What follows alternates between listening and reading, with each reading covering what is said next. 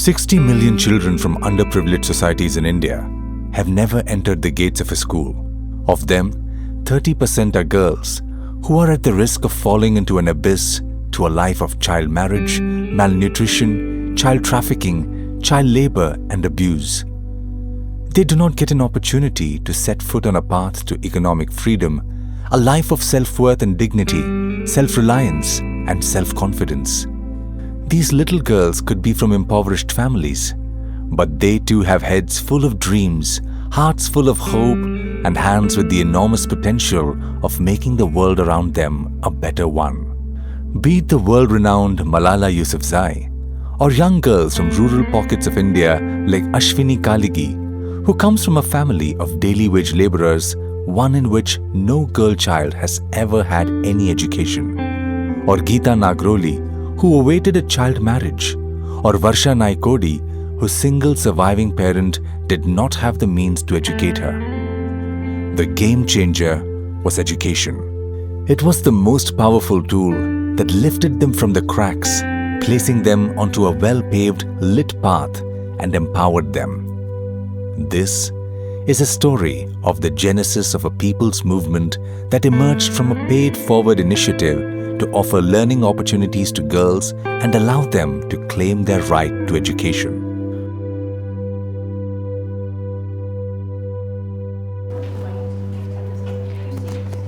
The Each One Educate One initiative endeavors to pass on the gift of education to those who don't have this advantage.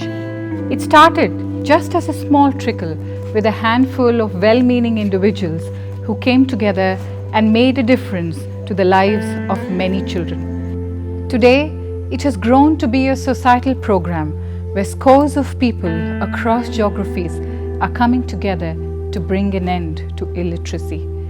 Through the program, many girls have found a safe environment to grow and gain access to holistic education that nurtures their head, heart, and the hand.